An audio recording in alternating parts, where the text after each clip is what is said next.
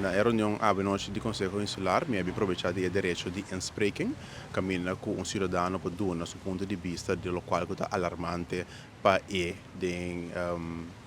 durante o Conselho Insular. Avenoche, como diretor de escola de manejo, me tenho hobby vista regularmente de com tráfico engrandecer a isla, então está virando tigi alarmante. Com o ponto de vista é bem para trazer essa atenção do Conselho Insular.